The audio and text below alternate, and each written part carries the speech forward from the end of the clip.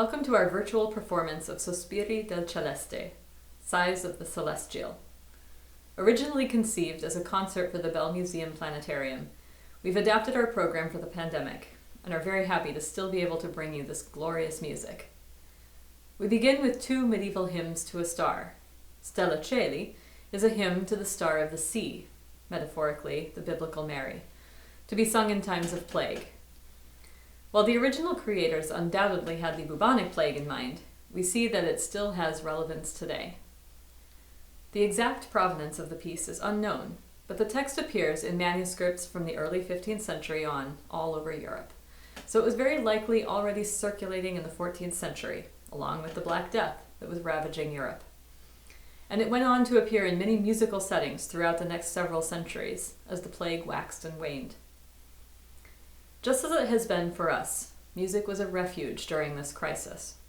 In his mid-14th century Decameron, Boccaccio describes the different approaches people took to dealing with the plague pandemic, from those who took to, quote, living entirely separate from everybody else and passing the time in music and such like pleasures, to those who thought the sure cure for the plague was to drink and be merry, to go about singing and amusing themselves, satisfying every appetite they could, laughing and jesting at what happened.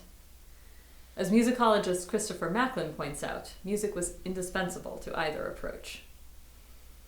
One thing most Europeans at the time would have agreed on was that the movement of celestial bodies was influencing their fortunes and misfortunes. In the mid-14th century, a report issued from the University of Paris stated that the distant and first cause of this pestilence was and is the configuration of the heavens. Specifically, they refer to a conjunction of Jupiter and Saturn in 1345. Ironically, this conjunction also took place in December of 2020, right when our original live concert was scheduled to take place. So maybe these medieval scholars were onto something. In any case, when the Stella Coeli of our hymn is called on to hold in check the constellations, this would have been understood as a scientific mechanism for controlling the cause of the plague. When we also consider that music was seen as mirroring the harmonious movement of celestial bodies, the power of expressing this plea in musical form becomes even more significant. The second piece, Stella Splendens, is a more general call for grace from a star, and expresses the universality of access to that grace among all strata of society. The piece comes from the Llibre Vermell de Montserrat, a manuscript compiled at the end of the 14th century in a Barcelona monastery, which was a major pilgrimage site. The book contains some early notated music, including this piece for two voices. According to the book's compiler, because the pilgrims wish to sing and dance while they keep their watch at night, and in the church no songs should be sung unless they are chaste and pious. For that reason, these songs that appear here have been written. And these should be used modestly, and take care that no one who keeps watch in prayer and contemplation is disturbed. When the text perhaps a certain peevishness of a monk kept up late-night pilgrim revels. By taking music that was originally a folk tune, as this one very possibly was, and putting it into a devotional context, the monks were able to harness familiar music for the service of the church, though one imagines that many of the performances still were not as modest as they might have wished. We now shift our gaze to the moon as we take you through a journey from 16th century Spain to 17th century Italy and back again.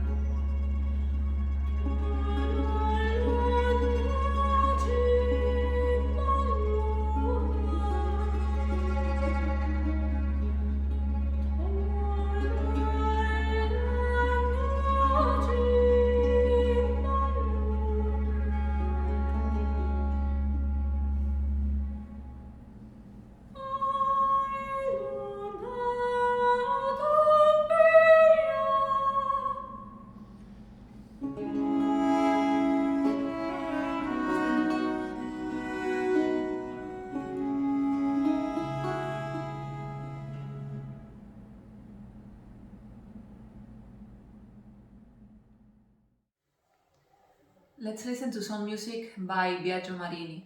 Biagio Marini is a composer from the early Baroque, and he was from Brescia, from the north of Italy. We know that at some point he worked for Claudio Monteverdi in Venice. So we are talking around the beginning of the 1600s.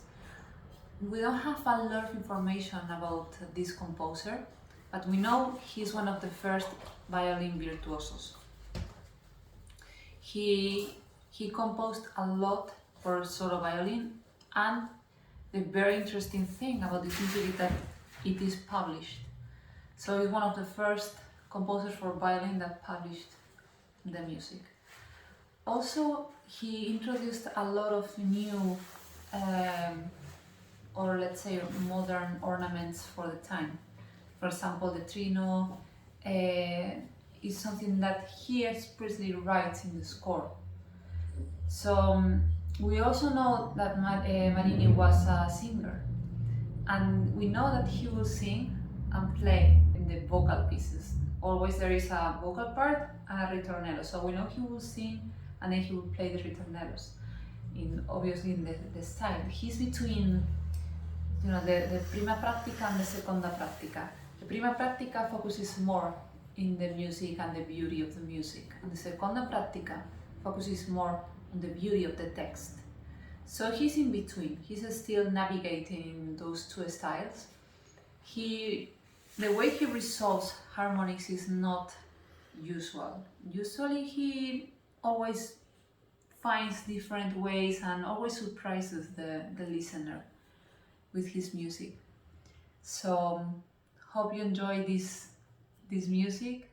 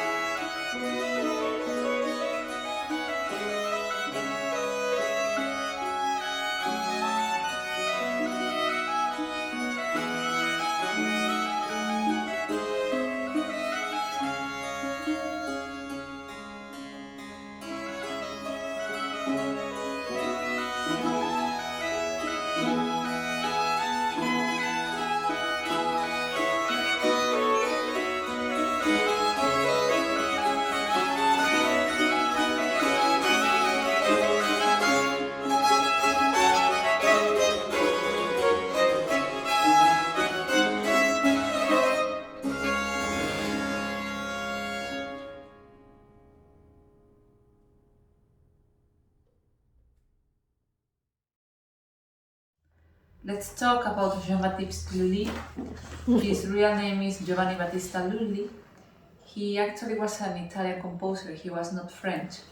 He arrived to Versailles being a young dancer, and his job at first was to dance for the king's ballet and to play the violin in some productions.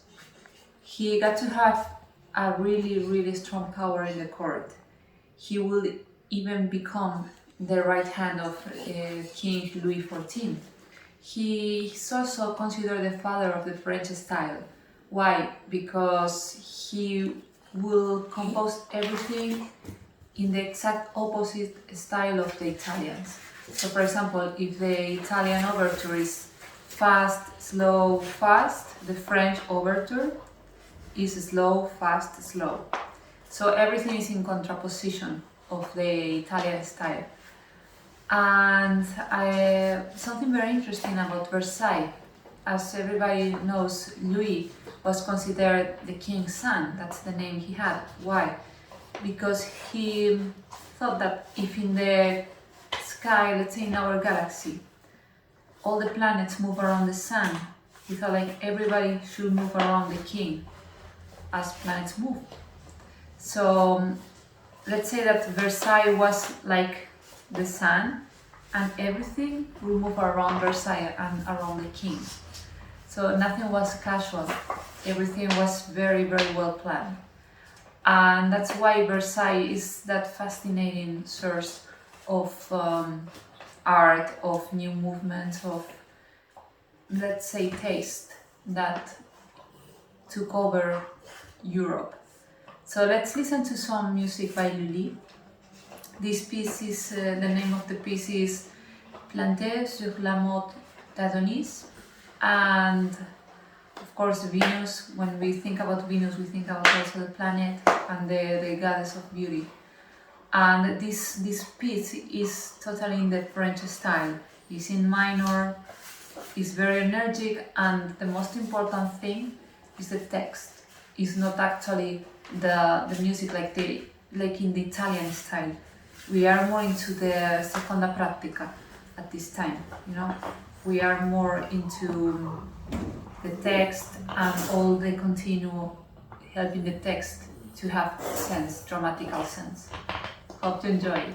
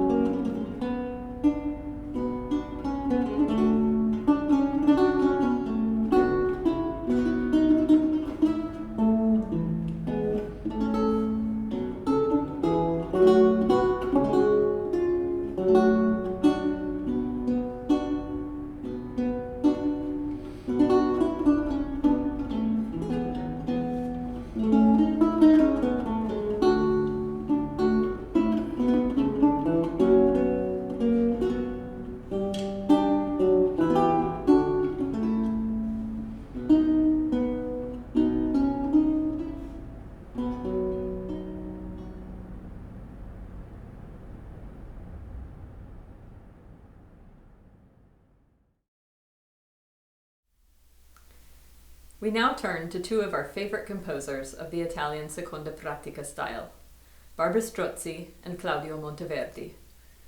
The seconda pratica, a term coined by Monteverdi himself, was a new practice in the early 17th century of having music following the words of a text. Not just the rhythms of speech, but also the meanings. This led to things like recitative styles, as well as word painting, and even literal representations of words in the music. Music, poetry, and the arts in general at this time heavily employed the juxtaposition of extreme contrasts. In painting, we see chiaro-scuro, light-dark contrasts. In poetry, opposites are frequently juxtaposed. And in music, sudden shifts between contrasting effetti or emotions became common. The ultimate celestial contrast is, of course, between day and night. And we see these themes evoked in our next pieces. In Orche Apollo, the scene unfolds with a metaphor for the setting sun. Apollo, the sun god, comes to rest on the breast of Thetis, goddess of the sea. Just as Phyle, the sun in the life of our protagonist, lays her head to sleep. Asleep, she becomes the luminous star that looks down in cold disdain upon his hapless lover.